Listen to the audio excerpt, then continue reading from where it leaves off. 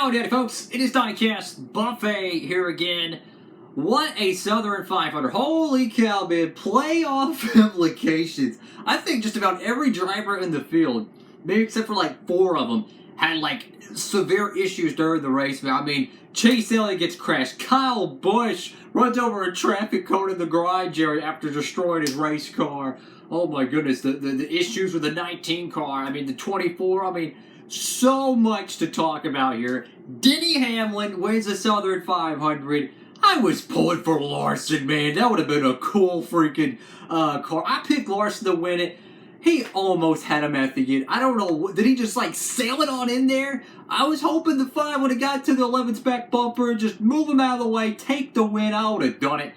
But Denny Hamlin does get the win. First win for his new sponsor offer pad on the car as well. I imagine they're going to make the 124 race win for that. So if you're a Denny Hamlin fan, you want to get this Darlington Playoff Southern 500 race win car. It does have some markings on it, so it's going to be really freaking cool. Make sure to go pre-order at Circle B Diecast and Plan B Sales. Use the promo code Diecastbuffet. Any orders $20 or more, you will get free shipping. So let's get into more of the craziness that started the playoffs. So, 16 drivers. I think it was about 11 or 12 of them had issues.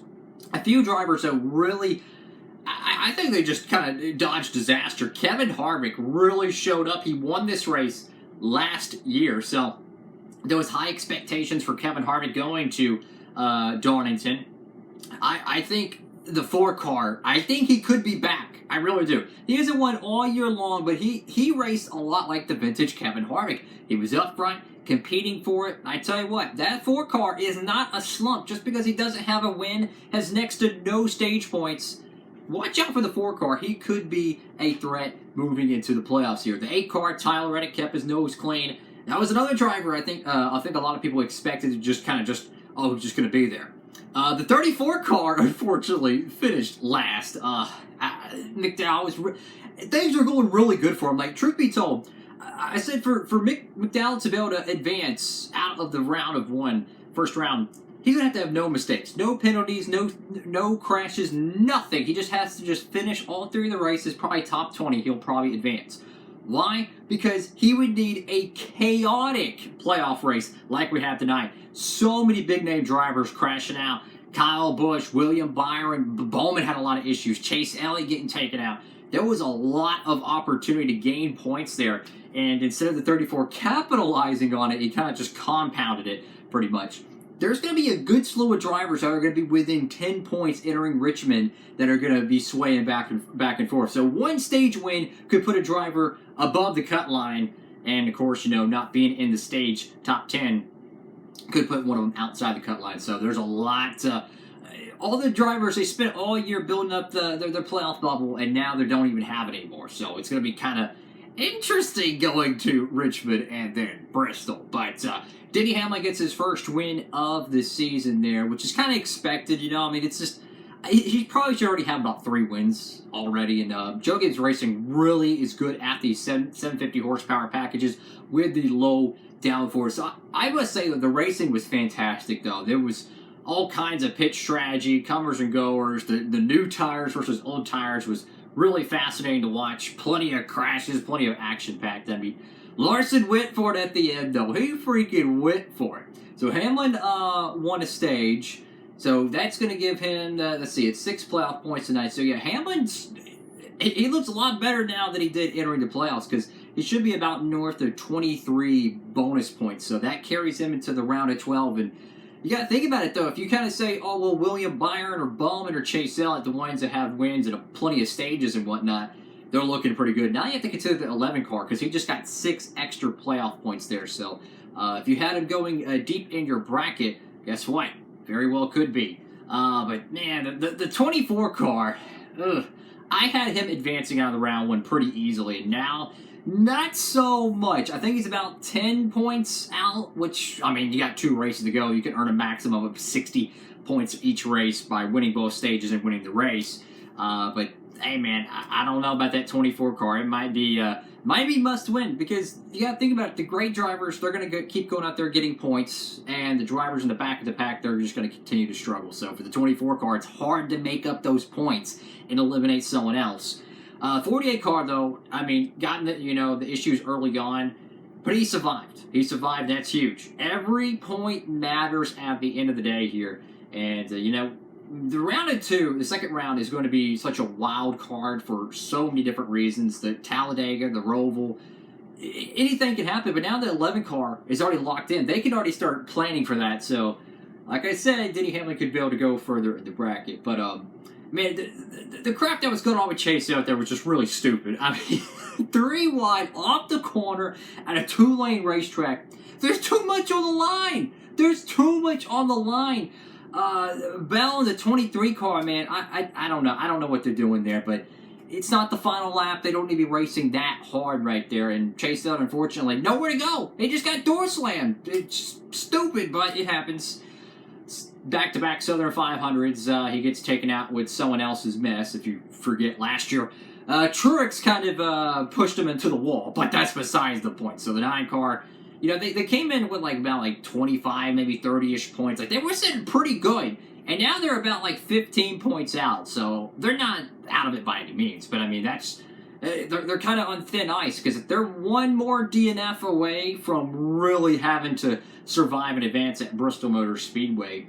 But one driver I think really surprised me a lot was Eric Almirola. That 10 car ran fantastic tonight. I think the Stewart-Haas team, I think they've got some traction going their way. I definitely think the 10 car got much better speed than a lot of people give them credit for. And of course, already touched on the Kevin Harvick number 4 car. Man, I tell you, both of the Stewart-Haas racing cars race so much better than they have in the previous 26 something races. So definitely, it looks pretty good for the Stewart-Haas racing machines and Hendrick Motorsports. All 4 of their cars are going to be destroyed because Larson literally destroyed his car after the race. So it's going to get pretty interesting there. And of course, Kyle Busch, he was not happy after the race, man. My honest opinion on it, it looked like the 18 kind of came down, the 3 kind of came up. I mean, it's hard racing. But man, he was not happy. So I don't think he has much to complain about, though. I mean, he's only 2 points outside of the cutoff line, and we're going to get probably 2 or 3 more DNFs next week out of the 16. So I don't think the 18 is going to have anything to worry about. Just go out there, finish Richmond. It's a track he's won probably 1,000 times. Don't worry about it. Joe Gibbs Racing literally practically owns this track. They're always competitive at Richmond. Think about it. The last 2 times Hendrick Motorsports has won at Richmond, I think it was 08 and 09 with Jimmy Johnson, and then earlier this year with Alex Bowman. So you got to think about that. In 12 years, Hendrick Motorsports has only won twice there. Penske's really good at Richmond. How many times has Logano and Brad Keselowski won there? So that's what I'm saying. I think they're going to be fine. But my last point here I'm going to make is I think Truex... Something about that team this year, they're kind of hit or miss, man. They have good speed, they've won races, but can they stop the penalties, the issues on that team, man? I think moving forward, that 19 car is very concerning. You can't have, the speeding penalties. You can't have the mistakes. I never understood why these teams, when it's not the final stop of the race, so they have way too much to lose, why do they push it so much on pit road? It drives me freaking nuts when they push it way too much on pit road.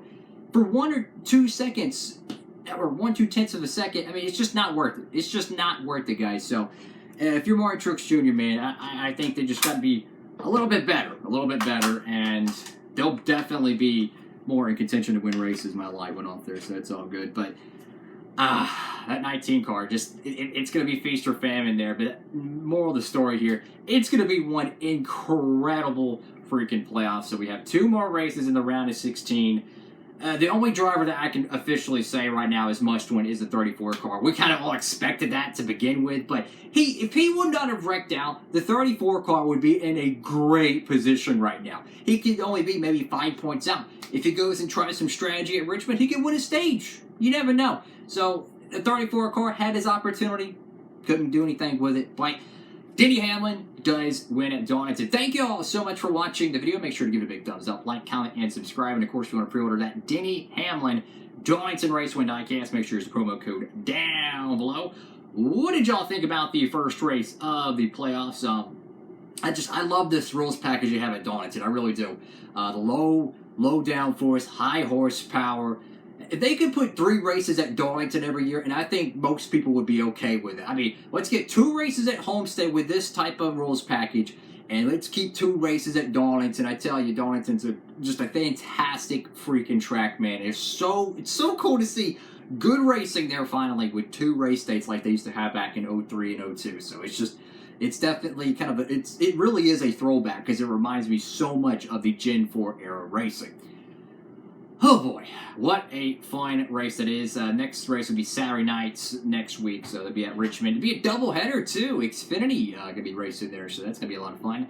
Thank you all so much for watching. Have a great one, everybody. Diecast.